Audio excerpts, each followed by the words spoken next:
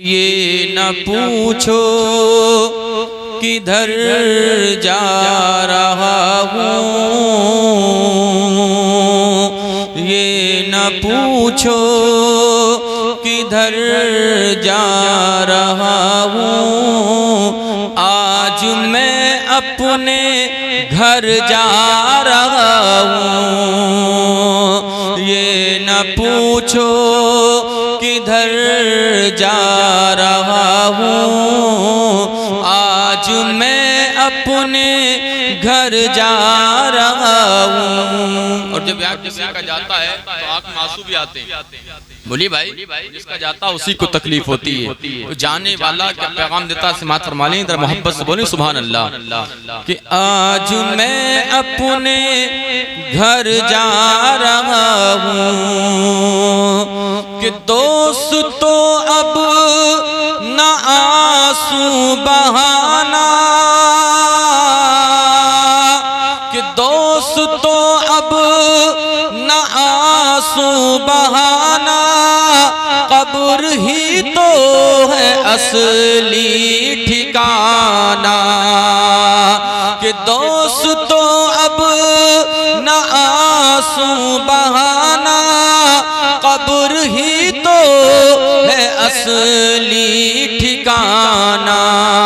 और ये न समझो कि मर जा रहा हूँ, ये न समझो कि मर जा रहा हूँ। आज मैं अपने घर जा रहा हूँ। ये न समझो कि मर जा रहा हूँ, आज मैं अपने घर जा रहा हूँ। ये न पूछो किधर जा रहा हूँ, आज मैं अपने घर जा रहा हूँ।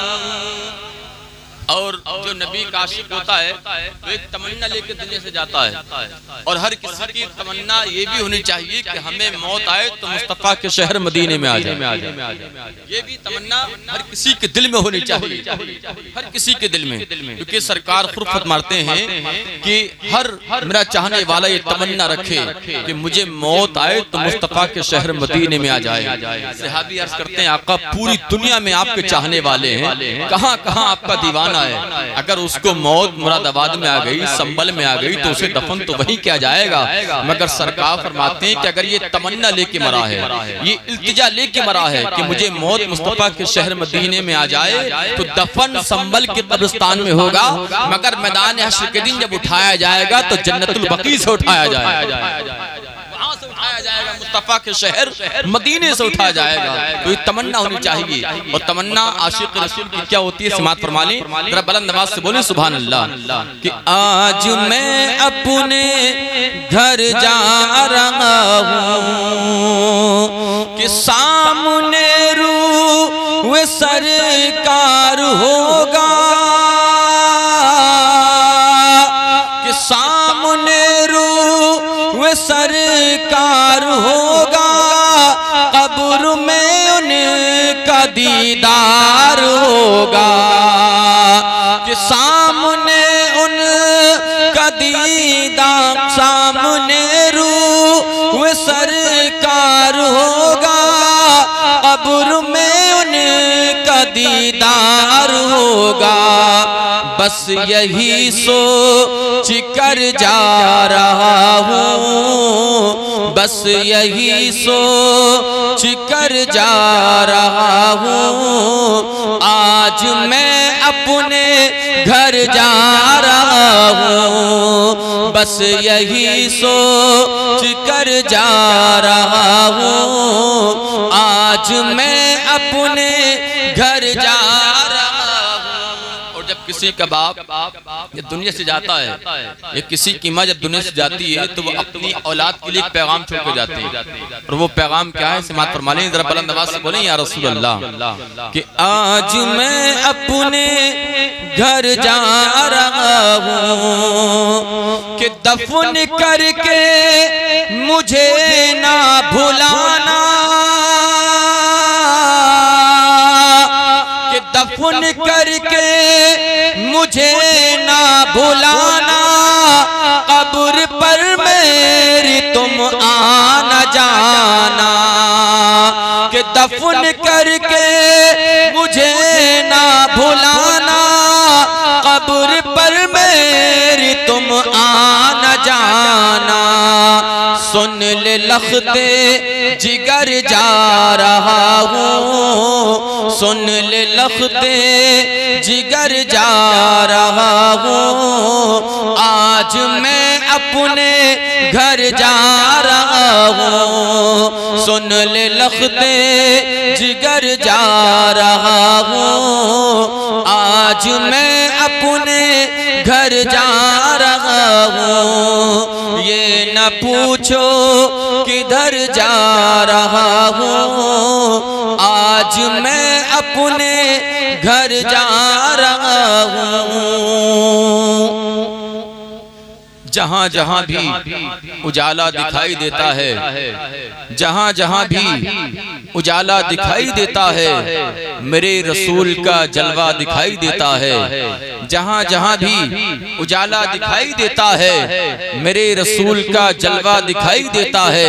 और है ये मेरी तमन्ना वहां जाकर मौत आए मुझे, है ये मेरी तमन्ना वहां जाकर मौत आए मुझे। जहां से गुंबदे खजरा दिखाई देता है, जहां से गुंबदे खजरा दिखाई देता है। मैंने जिस आयत करीमा को मुझे सुखन बनाया 5वां पारा है, ऐनमा तकूनु युद्रिकुमुल मौत वलौ कुंतुम फी बुरूज मुशय्यदा।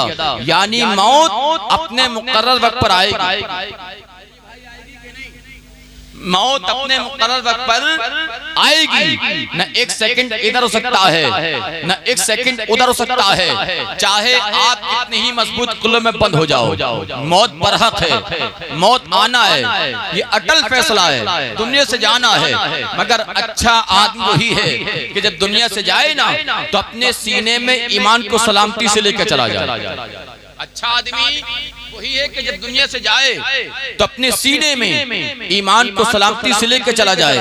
ना तो दौलत का ख्याल लेके जाना कमाल है, या हमने अच्छे मकानात बनाए, नए तस्वुरात लेके जाना कमाल है, या लोग हमारी वाहवाही करें, नए ख्यालात लेके जाना कमाल है। अगर हाँ कमाल है तो ये है कि जब हम दुनिया से जाएं तो हमारी पेशानी में सजदों की चमक हो और सीने में मुस्तफा की मोहब्बत हो, ये लेके जाना कमाल है। कसम खुदा की पेशानी में सजदों की चमक और सीने में मुस्तफा की मोहब्बत अगर लेके चले गए तो कब्र में भी बेड़ा पार है, हश्र में भी बेड़ा पार है, पुल सिरात का रास्ता भी आसान हो जाएगा, परवरदिगार जन्नत का हकदार बनाएगा।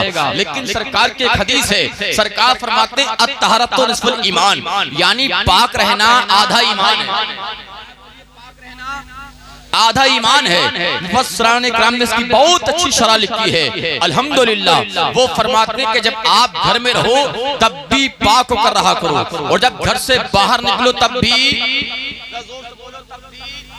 पाक होकर निकला करो। क्यों? इसलिए कि मौत का कोई पता नहीं है किस वक्त आ जाए, कहाँ आ जाए। जैसे मौत का वक्त मुकर्रर है ना, इसी तरह से मौत के साथ साथ उसकी जगह भी मुकर्रर है, मौत के साथ साथ उसकी जगह भी मुकर्रर है। आप देखते नहीं हैं कि किसी को घर के बिस्तर पे मौत आती है, तो किसी को अस्पताल के बिस्तर पे मौत आती है, तो किसी को रोड के हादसे में मौत आती है, तो किसी को दरिया में डूब के मौत आती है, तो किसी को जंगल में मौत आती है, किसी को मकान में मौत आती है, किसी को कारखाने फैक्ट्रियों में मौत आती है। वजह क्या है? वजह यह है कि अगर एक्सीडेंट हो जाता, लोग यहाँ तक कह देते हैं कि ये गाड़ी बहुत तेज चला रहा होगा, इससे गाड़ी कंट्रोल नहीं हो पाई होगी, और लोग यहाँ तक कह देते हैं कि हमने इसको बहुत समझाया था, अगर ये आज न जाता तो हो सकता था कि मौत के मुंह से बच जाता, इस हादसे से बच जाता। मगर हकीकत ये है वो खुद नहीं जाता, मौत उसको लेके जाती है, मौत उसको खींचती है।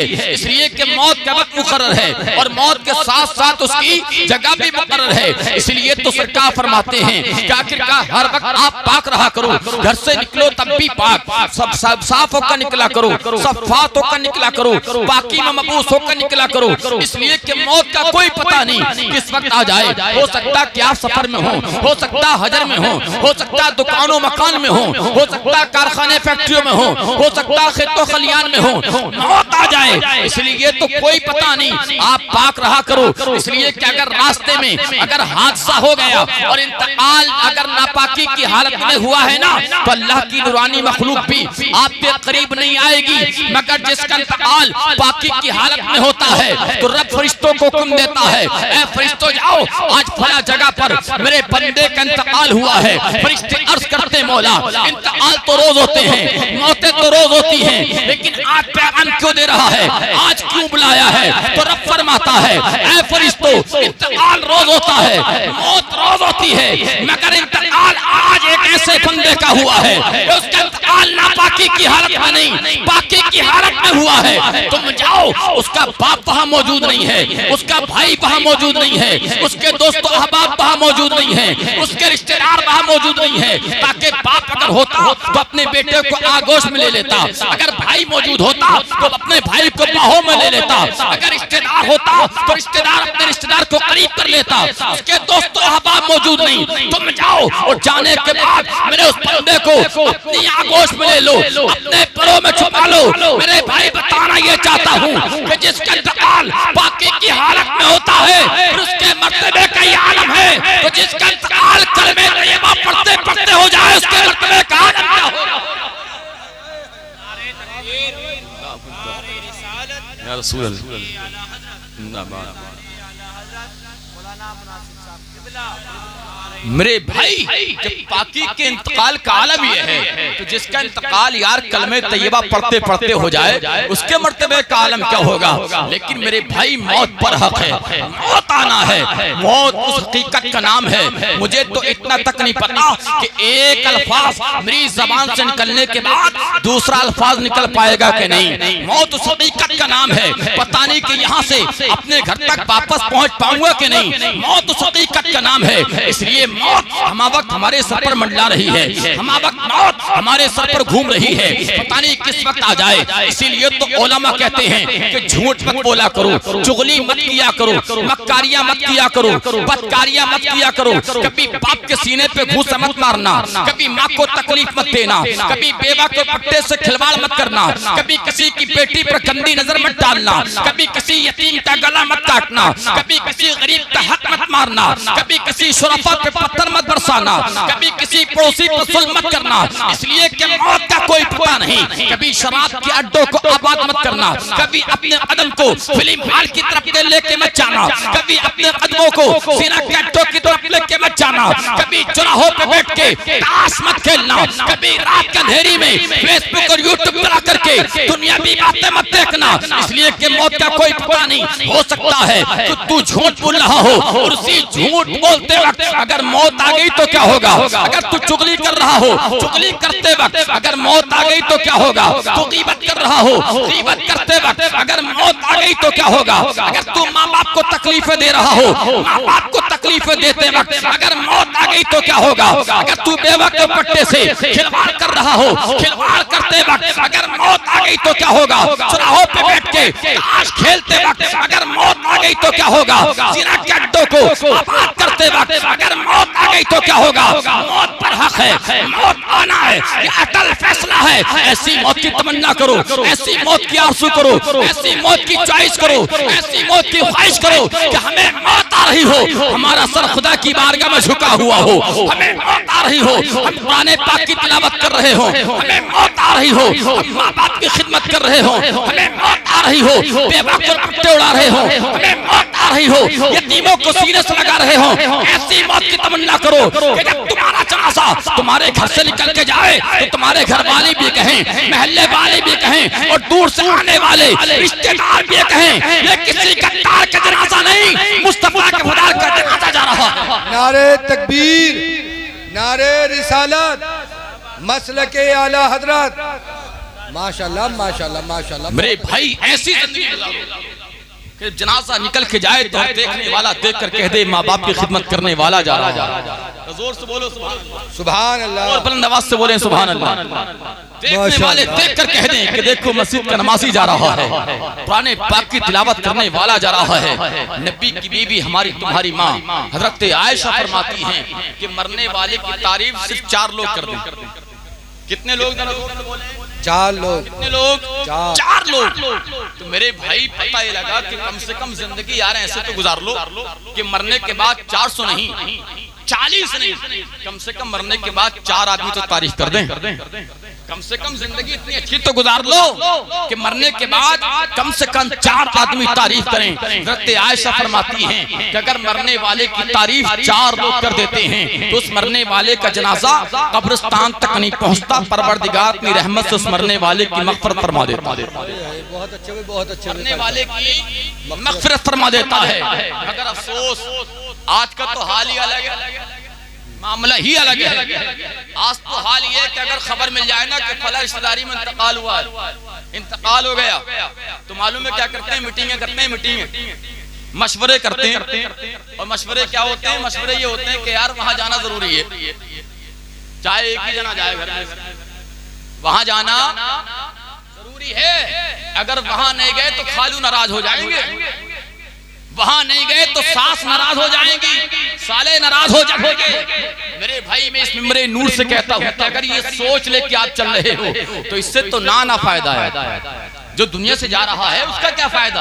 आप तो रिश्तेदारी को निभाने आ रहे हो, दुनियादारी को चलाने आ रहे हो। नहीं मेरे भाई, सिर्फ जरूरत है अपनी सोचों को बदलने की, सिर्फ जरूरत है अपने ख्यालात को बदलने की, सिर्फ जरूरत है अपने तसव्वुरात को बदलने की। अगर आपको खबर मिले ना कि आखिरकार फला रिश्तेदारी में इंतकाल हुआ तो मशवरा मत किया करो, मीटिंगें मत किया करो, बल्कि सबसे ज्यादा शरीक हुआ करो, जनाजे में शरीक हुआ करो। इसलिए मेरे भाई आखिरकार सोच ये लेके निकलो और रब की बारगाह में ये तमन्ना करके निकलो, ऐ मौला जिस मरने वाले के लिए मैं अपने घर से कलम निकाल रहा हूँ, मेरे हर कदम के बदले उस मरने वाले की मग़फ़िरत फरमा, उस मरने वाले की मग़फ़िरत फरमा, उस मरने वाले की मग़फ़िरत फरमा। रब की रहमत जोश में आएगी, तुम दुआ करोगे और कलमे तैयबा पढ़ते जाओगे, उस मरने वाले के लिए आप दुआ करते जाओगे तो परवरदिगार की रहमत जोश में आ जाएगी, परवरदिगार मरने वाले की मग़फ़िरत फरमा देगा।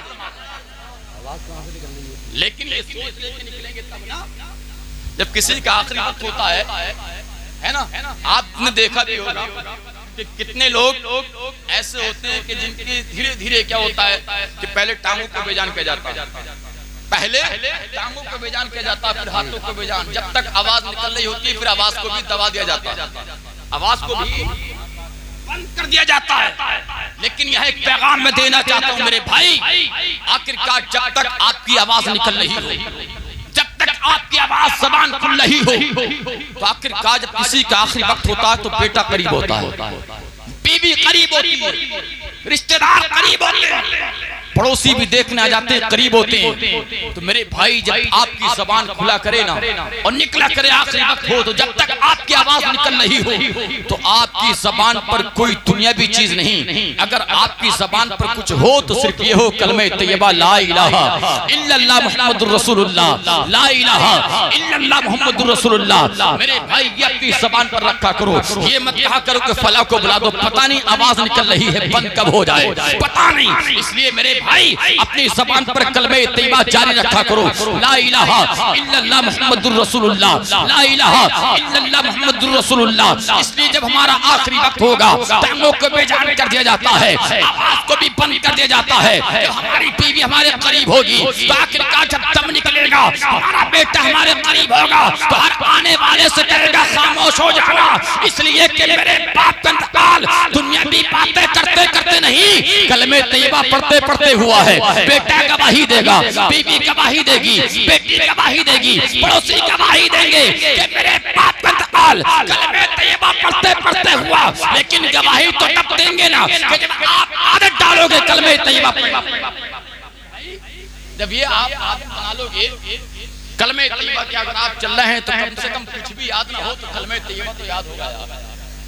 और कलमे तैयबा एक ऐसी चीज है, एक ऐसी चीज है, मिंबर नूर से कह रहा हूं कि अगर आदमी पाक है तब भी पढ़ सकता है और नापाक है तब भी पढ़ सकता है, लेकिन आप ये न समझें कि अब आखिरकार नापाक में ही पढ़े जाएं। लेकिन सिर्फ बताना ही चाहता हूँ कि यही चीज एक ऐसी है कि जिसको आदमी पाकी की हालत में ही पढ़ सकता है और नापाकी की हालत में भी पढ़ सकता है। इसलिए मेरे भाई सिर्फ बताना ये चाहता हूँ कि जब आप रास्तों में चला करो तो अपनी जबान पर दुनियावी बातें नहीं, कलमे तैयबा जारी रखा करो। कलमे तैयबा, आखिरकार पता नहीं कब मौत आ जाए, कहाँ आ जाए, कब ये मौत का फरिश्ता आ जाए हमारी रूह को कब्ज कर ले। इसलिए मेरे भाई मौत तो बड़ा हक है, दुनिया से जाना है, लेकिन मेरे भाई ऐसे बन के जाओ, ऐसे बन के जाओ कि जब हम दुनिया से जाए ना तो हमसे कोई नाराज ना हो, हमसे कोई नाराज ना, जोर से बोलो, हमसे कोई नाराज ना। आप तो भाई भाई बोलिए, भाई भाई भाई नाराज है, पड़ोसी पड़ोसी नाराज है, रिश्तेदार रिश्तेदार नाराज है, लेकिन मेरे भाई मौत का कोई पता नहीं है कब आ जाए। और ये ऐसी जिंदगी गुजारो कि जब दुनिया से जाओ तो इस हालत में जाओ कि हमसे कोई नाराज ना हो। अल्लाह ने हजरत उमर फारूक आजम को बादशाह बनाया, बादशाह हाकिम बनाया, तो हजरत उमर फारूक आजम मुख्तसर से वक्त में आपको बता रहा हूं कि ईशा की नमाज के बाद मदीने की गलियों में टहलते थे। मदीने की गलियों में सोच क्या होती, ख्याल क्या होता कि कहीं ऐसा तो नहीं कि किसी के घर में कोई परेशानी मौजूद हो, कहीं ऐसा तो नहीं कि किसी के घर में से रोने की आवाज आ रही हो, कहीं ऐसा तो नहीं कि किसी के घर में बच्चे भूखे सो गए हों। ये ख्याल, ये सोच लेके हजरत उमर फारूक आजम मदीने की गलियों में टहलते हैं। एक घर में से आवाज आ रही थी और वो आवाज मर्द की नहीं, वो आवाज एक खातून की आवाज थी, एक औरत की आवाज थी। और आवाज क्या थी मालूम है? वो खातून कह रही थी कि मैं जिंदगी में कभी उमर फारूक आजम को माफ नहीं करूंगी, कभी उमर फारूक आजम को माफ नहीं करूंगी। ये जुमला हजरत उमर फारूक आजम ने सुना, दरवाजे पर दस्तक दी, दरवाजा खुला, हजरत उमर फारूक आजम अंदर दाखिल हुए। कहा खातून ये तो बता, मैंने एक जुमला सुना है। कहा क्या सुना? कहा कि तुम कह रही हो कि मैं जिंदगी में उमर फारूक आजम को कभी माफ नहीं करूंगी। कहा कि हाँ, मैं उमर फारूक आजम को कभी जिंदगी में माफ नहीं करूंगी। तो हजरत उमर फारूक आजम कहते हैं कि ये तो बताओ उमर फारूक आजम ने खता कौन सी कर दी आपके साथ? कौन सी ऐसी गलती कर दी उमर ने कि जिसकी बुनियाद पर आप तुम उसे माफ नहीं करोगी? अब इस खातून को क्या मालूम था कि जो मुझसे सवाल कर रहे हैं, पूछ रहे हैं, यही उमर है, इन्हें नहीं मालूम। कहा कि आखिरकार तुम्हें नहीं मालूम? कहा मुझे तो नहीं मालूम। कहा आप बताओ वजह क्या है? उमर ने कौन सी ऐसी खता कर दी कि जिसकी बुनियाद पर तुम उमर को माफ करने तैयार नहीं हो? तो वो खातून कहती है कि तुम्हें नहीं मालूम तो सुनो, अल्लाह ने बादशाह बनाया उमर को, बादशाह बनाया उमर को, हाकिम बनाया अल्लाह ने, खुद नहीं बने, अल्लाह ने बनाया। और यार दो अमीर भी अल्लाह ही बनाता है, अमीर भी अल्लाह ही बनाता है, सब कुछ देने वाला अल्लाह है। काफिर कहा कि आज 3 दिन हो गए हमारे घर में चूल्हा नहीं जला, तो कैसे माफ करूंगी वक्त के बादशाह को, कैसे माफ करूंगी वक्त के हाकिम को? 3 दिन हो गए घर में चूल्हा नहीं जला। आदि दुनिया के बादशाह हजरत उमर फारूक आजम रात के अंधेरी में अपने घर आए, खादिम को बुलाया, कहा जाओ अंदर जाओ, राशन की बोरी निकाल के लाओ। खादिम गए, बोरी निकाल के लाए राशन की, कई तरह की दाल लाए। खादिमों ने कहा हुजूर आप पता बता दे तो हम ये राशन उसके घर के पहुंचा कर आ जाते हैं। हजरत उमर फारूक आजम ने फरमाया नहीं, तुम्हारे पहुंचाने से हक अदा नहीं होगा, तुम्हारे पहुंचाने से हक अदा नहीं होगा। इस राशन की बोरी को अपनी पुष्प पर लाद कर मैं उस खातून के घर तक पहुंचाऊंगा, तब जाके कहीं हक अदा होगा। अल्लाह अल्लाह कुर्बान जाए, बादशाह हो तो ऐसा हो यार, हाकिम हो तो ऐसा हो, अल्लाह अल्लाह कुर्बान जाए। हज़रत उमर फारूक आज़म उसी रात के अंधेरी में राशन की बोरी कमर पर ला दी, कई तरह की दालें साथ में ली और उसी रात में चले गए उस खातून के घर में। जाने के बाद कहा ले ये 1 दिन का राशन नहीं, 2 दिन का राशन नहीं, ये कई दिन का राशन मैंने तेरे घर में लाकर दिया है। अब तो उमर को माफ कर दे। वो खातून कहती राशन तुमने लाके दिया है, ये दालें तुमने लाके दी हैं, मगर उमर को माफ नहीं करूंगी।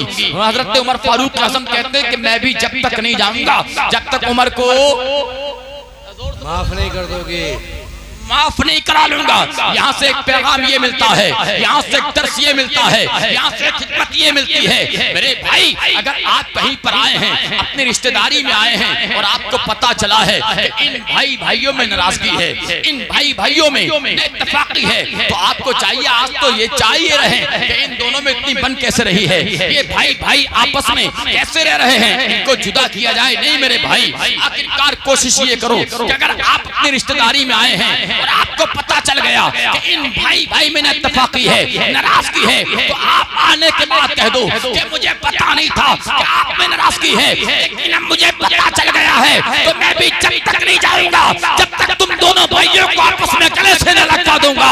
कसम खुदा की मेरे भाई, किसी की नाराजगी को आप खत्म करवाओगे, किसी को आपस में गले मिलवाओगे, तो टूटे हुए दिलों को अगर आपने एक दिल कर दिया तो परवरदिगार उसके बदले में तुम्हें जन्नत अता करेगा। यहाँ से पैगाम उमर फारूक आज़म ने यही दिया है कि जब तक नहीं जाऊंगा जब तक उमर को माफ नहीं करा लूंगा। अल्लाह अल्लाह, हजरत उमर फारूक आज़म ने जिद की, और जैसे ही जिद की ना तो वो खातून कहती कि मैं माफ तो नहीं करती, मगर तुम्हारे जिद की बुनियाद पर, तुम्हारे कहने की बुनियाद पर जाओ, मैंने उमर फारूक आज़म को दिल से माफ कर दिया है, मैंने उमर फारूक आज़म को दिल से माफ कर दिया है। इतना उस खातून ने कहा, हजरत उमर फारूक आज़म ने अपने जेब में हाथ डाला और एक कागज निकाला, कलम निकाला, और निकालने के बाद उस खातून को दे दिया। कहा लो, अगर तुमने उमर को दिल से माफ कर दिया है ना, तो इस कागज के टुकड़े पे भी लिख दो कि मैंने उमर को दिल से माफ कर दिया है। अल्लाह अल्लाह कुर्बान जाएं। उस खातून ने कागज का टुकड़ा लिया, कलम लिया, और लेने के बाद उस कागज के टुकड़े पे लिख दिया कि लो, आखिरकार मैंने उमर फारूक आज़म को दिल से माफ कर दिया, और इस कागज के टुकड़े पे भी लिख के दे रही हूँ कि जाओ, मैंने उमर फारूक आज़म को दिल से माफ कर दिया। इतना सुनना था कि मौला अली का गुजर हो गया, और मौला अली ने जब ये जुमले सुने तो मौला अली भी अंदर दाखिल हो गए, और मौला अली ने जैसे ही उमर को देखा तो मौला अली ने पुकारा और कहा, उमर क्या मामला है? मौला अली ने नाम ले दिया, कहा उमर क्या मामला है? तो वो खातून कहती है, अली क्या यही उमर है क्या, यही बादशाह है क्या, यही हाकिम है क्या? तो हजरत अली कहते हैं कि हाँ, यही तो उमर है, यही तो हाकिम है, यही तो आधी दुनिया के बादशाह हैं। अल्लाह अल्लाह कुर्बान जाएं। अब वो कागज का टुकड़ा जो उमर फारूक आज़म के हाथ में था वो मौला अली को दिया कि अली लो, इस कागज के टुकड़े को आप अपने पास रखो। अली कहते हैं उमर किस लिए? कहा कि इसलिए कि जब मैं दुनिया से चला जाऊं, जब मेरा दुनिया से इंतकाल हो जाए, तो इस कागज के टुकड़े को मेरे कफन में रख देना। लोग तो यार नबी के इल्म की बातें करते हैं, यहाँ सहाबा के इल्म का हाल देखें। इसलिए कि उमर ने अली को कागज का टुकड़ा इसलिए दिया था कि उमर जानते हैं कि अली से पहले दुनिया से मैं जाऊंगा, इसलिए कागज का टुकड़ा अली के हाथ। लोग नबी के इल्म की बातें करते हैं, सहाबा के इल्म का हाल देखें। अल्लाह अल्लाह। अली कहते हैं उमर ये तो बताओ वजह क्या है, किस लिए? कहा कि उमर अली इसलिए कि जब मैं दुनिया से जाऊंगा ना, और कब्र में जाने के बाद कब्र से उठ के हश्र के मैदान में जाऊंगा, तो वहां मेरे आका भी होंगे, वहां रब भी होगा, और मेरे आका भी पूछेंगे उमर दुनिया से क्या लाया है? मेरा रब भी पूछेगा उमर दुनिया से क्या लाया है? तो कुछ नहीं, यही कागज का टुकड़ा निकाल के रब की बारगाह में पेश कर दूंगा और कहूंगा मौला दुनिया के अंदर तेरे उमर से एक तेरी बंदी खातून नाराज थी, ये उमर तेरा बंदी को भी राजी करके आया है। इसलिए मेरे भाई जिंदगी ऐसे गुजारो कि जब दुनिया से जाए तो हमसे कोई नाराज ना हो। रूह की प्यास को अखलाक का प्याला दे दो, अपनी किस्मत के अंधेरों को उजाला दे दो, और अपने रूठे हुए मौला को मनाना हो अगर, तो अपने हिस्से का पड़ोसी को निवाला दे दो। दुनिया से जाना संभव है, लेकिन माह मुहर्रम का महीना भी आ रहा है, तो थोड़ी देर इमाम हुसैन की अज़मत और सुनने, जोर से बोले सुभान अल्लाह, मोहब्बत से बोले, क्योंकि माह मुहर्रम का महीना आने वाला है। मेरे सरकार ने फरमाया, रब ने कुरान अज़ीम के अंदर भी इरशाद फरमाया, कुल ला अस्अलुकुम अलैहि अजरन इल्लल मवद्दता फिल कुर्बा। मेरे रब ने फरमाया, हबीब कह दो मेरे बंदों से, अपने उम्मतियों से कि वो अहले बैत से प्यार करें। क्या करें? बोलिए, अहले बैत से प्यार करें। मेरे सरकार फरमाते हैं कि अहले बैत से प्यार करो, अहले बैत से मोहब्बत करो, अहले बैत से इश्क करो। अल्लाह अल्लाह, अहले बैत में हैं कौन? हजरत अली अहले बैत में हैं, हजरत फातिमा अहले बैत में हैं, हजरत हसन अहले बैत में हैं, हजरत हुसैन अहले बैत में हैं। अल्लाह अल्लाह, इनसे प्यार करना है, इनसे मोहब्बत करनी है, इनसे इश्क करना है।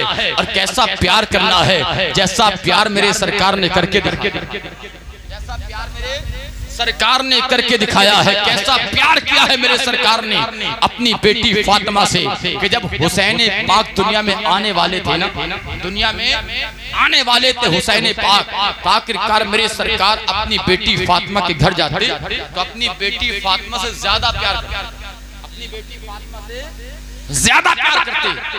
आता है किताबों में कभी कभी ऐसा होता कि एक एक दिन में 3-3 मर्तबा सरकार अपनी बेटी फातिमा के घर चले जाते, 3-3 मर्तबा मेरे सरकार अपनी बेटी फातिमा के घर जाते और घर जाने के बाद अपनी बेटी फातिमा की पेशानी को चूमते, हाथों को चूमते, प्यार करते। मुस्तफा रोज आते, रोज प्यार कर रहे हैं। एक दिन नबी की बेटी फातिमा अर्ज करती हैं, बाबा जान ये तो बताओ मामला है तो है क्या कि आप इतना प्यार क्यों करते हैं? कभी मेरी पेशानी को चूमते हैं, कभी मेरे हाथों को चूमते हैं, कभी मुझे मेरी पेशानी को चूमते हैं, इतना प्यार क्यों कर रहे हैं? वजह क्या है? अल्लाह अल्लाह, तो मेरे सरकार फरमाते हैं, ऐ बेटी फातिमा, प्यार करने का हुक्म मैंने अपने उम्मतियों से भी कह दिया है, अपने गुलामों को भी दे दिया है, और मैं प्यार करके दिखा रहा हूँ। अल्लाह अल्लाह, प्यार इसलिए कर रहा हूँ, ऐ बेटी फातिमा मुबारक हो, तेरे बदन से दुनिया के अंदर इस्लाम की अमानत उतरने वाली है, इस्लाम की अमानत उतरने वाली है। उस इस्लाम की अमानत का नाम है हुसैन। अरे जोर से बोलो, उस इस्लाम की अमानत का नाम है हुसैन। मस्जिद नबी में है सरकार, इशा की नमाज पढ़ाते, इशा की नमाज के बाद मेरे सरकार मुजरे में चले जाते, मगर फजर की नमाज पढ़ाने के बाद मेरे सरकार अपने सिहाबा का चेहरा देखते, नमाजियों का चेहरा देखते। यार कितने खुश नसीब होंगे वो नमाजी कि जिनका चेहरा मेरा रसूल देखता होगा। कितने मुकद्दर के सिकंदर होंगे वो नमाजी कि जिनका चेहरा मेरे आका देखते होंगे। अल्लाह अल्लाह, देख रहे हैं मेरे आका मिंबर पर खड़े हुए, तो एक मर्तबा अली को इरशाद फरमाया, अली करीब आ जाओ। हजरत अली उठे, मुस्तफा के करीब आए, कहा आका आज इतना करीब क्यों किया है? मेरे सरकार फरमाते हैं, अली आज तुम्हें हमारे साथ चलना है। अल्लाह अल्लाह, साथ तो कई मर्तबा गए हैं अली, मगर मेरे सरकार फरमाते हैं, अली तुम्हें हमारे साथ चलना है। मेरे सरकार मस्जिद नबी से निकले, अली को साथ में लेके न किसी सहाबा को बताया है, न किसी जानिसार को बताया है, और ना ही अली को बताया है कि हमें जाना कहाँ है। अल्लाह अल्लाह, कुर्बान जाएं, मेरे सरकार आगे आगे जा रहे हैं, अली पीछे पीछे जा रहे हैं। अल्लाह अल्लाह, मौला अली का बयान है। मौला अली फरमाते हैं कि आखिरकार मैंने सरकार के साथ में सफर तो कई मर्तबा किया, मगर आज जैसा सफर पहली मर्तबा कर रहा हूँ, इसलिए कि आज मेरे सरकार सफर इतनी तेज कर रहे हैं कि आखिरकार इतनी तेज चलता हुआ मैंने अपने सरकार को कभी नहीं देखा कि जितनी तेज रफ्तार से आज मेरा नबी चल रहा है। अल्लाह अल्लाह, मौला अली का बयान है। मौला अली फरमाते हैं कि मेरे सरकार का कदम किसी के दरवाजे पर नहीं, जब फातिमा का दरवाजा आ गया, नबी की बेटी फातिमा की चौखट आ गई, तो मेरे सरकार ने अपना कदम रोक लिया, अपना कदम रोक लिया। अली अर्ज करते हैं, आका मेरी जान आपके कदमों पर कुर्बान हो जाए। आका अगर आपको मेरे घर ही आना था तो मुझे बता देते, मना थोड़ी करता। कहा नहीं अली, आखिरकार अब हम तुम्हारे दरवाजे पे आए हैं, अभी तुम्हें दरवाजे पे रहना, हम अंदर जाते, अभी तुम्हें दरवाजे पे रहना है, हम अंदर जाते हैं। अली कहते हैं, आका ये तो बताओ बात क्या है, आप अंदर जा रहे हैं, मुझे दरवाजे पे खड़ा कर रहे हैं। मेरे सरकार फरमाते हैं, अली बात ये है कि जब हम मस्जिद नबी से निकले थे ना, तो हमने किसी जानिसार को नहीं बताया था, हमने किसी सहाबा को नहीं बताया था कि हमें जाना कहाँ है और हम जा कहाँ रहे हैं, हमने किसी को नहीं बताया। लेकिन आखिरकार मेरा चाहने वाला, मेरा दीवाना, मेरे नक्शे कदम पर चलता हुआ, मेरा मुझे ढूंढता हुआ वो अली तुम्हारे दरवाजे तक आएंगे। आखिरकार हाल ये था कि मेरे सरकार जिस रास्ते से गुजर जाते वो रास्ते खुशबूदार हो जाया करते थे। मेरे सरकार जिस गलियों से निकल जाते उन गलियों वो महकना शुरू हो जाती। लोग नबी के चाहने वाले उसी खुशबू को सूंघते सूंघते, उसी महक को सूंघते सूंघते मेरे सरकार का पता लगा लिया करते थे।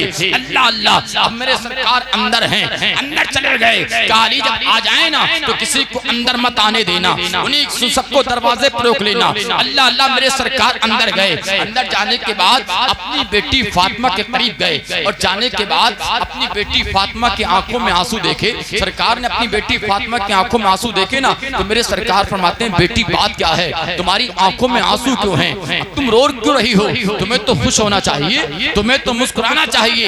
इसलिए कि अल्लाह ने इस्लाम की अमानत इमाम हुसैन को दुनिया में भेज दी। इस्लाम की अमानत इमाम हुसैन मेरे नवासे हुसैन को दुनिया में भेज दिया है। लेकिन तुम्हारी आंखों में आंसू हैं, तुम्हारे चेहरे पर तो मुस्कुराहट आनी चाहिए। आखिरकार बेटी बताओ तो सही बात क्या है कि तुम्हारी आंखों में आंसू क्यों हैं। तो बेटी फातिमा अर्ज करती हैं, या रसूल अल्लाह, मेरी जान आपके कदमों पे कुर्बान हो जाए। मौका तो खुशी का है, वक्त तो खुशी का है, इसलिए कि अल्लाह ने मुझे चांद सा बेटा दिया है। अल्लाह ने आपका नवासा हुसैन दुनिया में उतार दिया है। अल्लाह ने इस्लाम की अमानत इमाम हुसैन को दुनिया में भेज दिया है। लेकिन आका, जब से मेरा बच्चा हुसैन पैदा हुआ है अभी तक इसने अपनी आंखों को खोल के नहीं देखा है। जब से मेरा बेटा हुसैन पैदा हुआ है इसने भी अपने हाथों को हरकत नहीं दिया है, टांगों को नहीं हिलाया है। मुझे ऐसा लगता है कि मेरा बेटा हुसैन किसी बीमारी में मुनफ्फिस है, किसी बीमारी में गिरफ्तार है। मेरे सरकार फरमाते हैं, ऐ बेटी फातिमा खामोश हो जाओ, अपनी सामान पर ताला लगा लो, इसलिए कि मेरा नवासा हुसैन बीमार बन के नहीं आया बल्कि बीमारों को शिफा देने के लिए आया है। अब मेरे सरकार और करीब गए। जाने के बाद सरकार ने फरमाया, बेटी फातिमा लाओ, हमारे नवासे को हमारी गोद में दो। मेरे सरकार ने चंद घंटे के हुसैन को अपनी गोद में लिया और लेने के बाद इरशाद फरमाया, ऐ बेटा हुसैन, हम क्या सुन रहे हैं, क्या तुमने अभी तक अपने हाथों को हरकत नहीं दिया है? अल्लाह अल्लाह, हम क्या सुन रहे हैं, क्या अभी तक तुमने अपने टांगों को नहीं हिलाया है? हम क्या सुन रहे हैं, क्या अभी तक तुमने अपनी आंखों को नहीं खोला है? इतना मुस्तफा का फरमाना था कि जिस हुसैन ने अपनी माँ फातिमा की गोद में आंखों को नहीं खोला था, नाना की गोद में आंखों को खोल दिया है। जिस हुसैन ने अपनी माँ फातिमा की गोद में हाथों को नहीं हिलाया था, नाना की गोद में हाथों को भी हिला दिया है। जिस हुसैन ने माँ फातिमा की गोद में टांगों को नहीं हिलाया था, नाना की गोद में टांगों को भी हरकत दे दिया है। अल्लाह, अब माँ फातिमा देख रही हैं कि बेटा आखिरकार पैदा हमने किया है, शिकम में हमने रखा है। बेटी माँ फातिमा कहती हैं, ऐ बेटा हुसैन, शिकम में तुमने हमने रखा है, आखिरकार पैदा हमने किया है, लेकिन तुमने हमारी गोद में अपनी आंखों को नहीं खोला, हमारी गोद में तुमने अपने हाथों को नहीं हिलाया, टांगों को हरकत नहीं दिया। ऐ बेटा हुसैन, क्या तुम अपनी माँ फातिमा से नाराज हो? अल्लाह अल्लाह, तो चंद घंटे के हुसैन ने अपनी माँ फातिमा की आंखों में आंख डाल के आलम तसव्वुर में जवाब दिया था और कहा था, अम्मी जान, फातिमा मुझे माफ कर दो, मैं तुमसे नाराज नहीं, बल्कि तुम्हारे बेटे हुसैन की तमन्ना ये थी कि दुनिया के अंदर जाके अगर आंख खोल के सबसे पहले कुछ देखूंगा तो जलवाए मुस्तफा को देखूंगा, चेहरे मुस्तफा को देखूंगा। इसलिए ये अज़मत हुसैन है, ये शान है मेरे हुसैन की कि तमन्ना दुनिया में जब आए हैं तो ये लेके आए हैं कि दुनिया के अंदर जाके आंख खोल के अगर सबसे पहले देखूं तो मुस्तफा का रोजा, मुस्तफा का चेहरा देखूं, आका का जलवा देखूं। ये इमाम हुसैन की शान है, इमाम हुसैन की अज़मत है, बहुत बड़ी अज़मत है इमाम पाक की, है ना। उन्हीं ने अपने खानदान को कुर्बान कर दिया इस्लाम के लिए, दीन के लिए। इसलिए हमें और आपको चाहिए कि हम इमाम पाक से सच्ची मोहब्बत करें, इमाम हुसैन से मोहब्बत करें, नबी की बेटी फातिमा से मोहब्बत करें, अली से मोहब्बत करें। अल्लाह अल्लाह जैसा प्यार और मोहब्बत करने का हुक्म मेरे सरकार ने दिया है। वक्त इजाजत नहीं देता, लेकिन आखिरकार फिर कभी मौका मिला तो इंशाअल्लाह गुफ्तगू होगी। दुनिया से जाना सभी को है, वो मेरा इम्तिहान ले लेगा, मेरा नहीं, आपका भी लेगा, वो मेरा इम्तिहान ले लेगा और जब भी चाहेगा ये जान ले लेगा और फिर पलट के ना आएगा पंछी, जब भी ऊंची उड़ान ले लेगा। हम मुसाफिर हैं, तुम मुसाफिर हो।